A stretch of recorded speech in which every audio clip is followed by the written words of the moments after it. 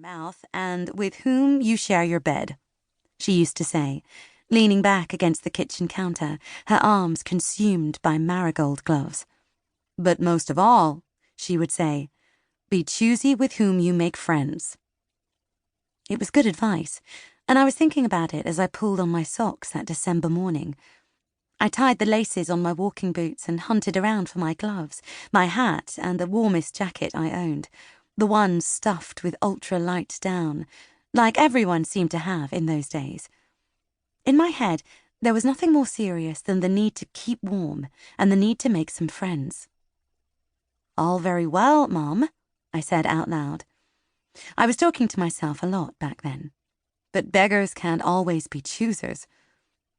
If only Mum could see me now, 2 months into married life in London with no friends to call my own.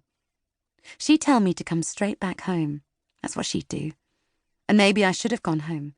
For sure, if I had, things would have turned out differently. That's easy to say now. But that day, I zipped up my jacket, found my purse, and set off for the park, my head full of plans. I still remember how, despite the jacket, the cold hit me the moment I stepped out of the house, the door slamming shut behind me in a gust of wind that must surely have blown in directly from the Arctic. I paused for a moment, unused to those British winters, unused to those blue sky days that looked so inviting when you were cozy inside, but felt as if they'd strip raw any uncovered flesh the moment you stepped outside.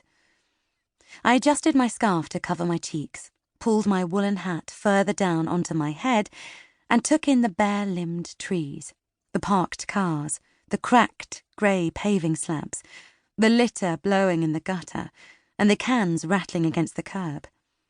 I took in next door's fat tabby cat licking its paws, and the tired-looking, grey-coated people, their faces turned down, hurrying to work. I remember feeling jealous then, of their jobs, their purpose, and of their colleagues, of their silly water-cooler chats, coffee runs, and birthday whip rounds. "This is it, babe," I said out loud. "This is London." I set off down the street, looking, I hoped, more confident than I felt.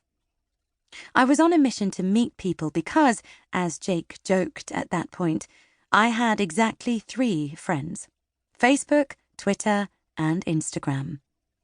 It was difficult to believe that I should have no real friends in London, and, hand on heart, I was having trouble adjusting to the fact that I knew no one.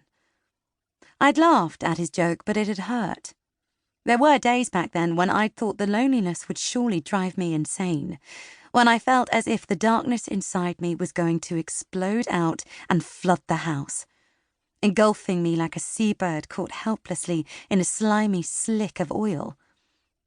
It makes me squirm now, but back then I'd see myself floating down the hall, arms and legs glued to my body, eyes bulging, choking on loneliness. And I'd have to breathe into a paper bag to stop myself hyperventilating. I never told Jake about that. Maybe I should have done.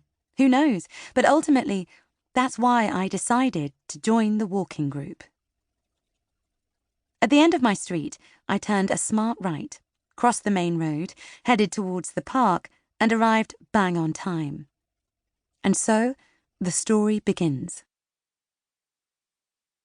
I see the walking group at once. A mishmash of people gathered beneath a huge old oak.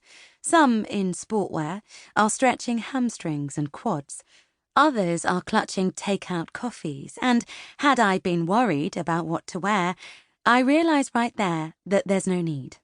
There's a whole range of activewear between the 2 groups. I turn my back to the group and snap a smiling selfie with them in the background, then upload it to Instagram as I walk towards the group. "Hiking London style, #Lloyd Park," I write for the caption, adding a little heart emoji, full of the knowledge that my friends back home will find the image everything it's not. Cute. Taylor in a hat. Quaint. London parks. And moody with the dark sky and bleak trees. Weather. Hollywood Hills, it isn't. Already my phone buzzes with likes. They say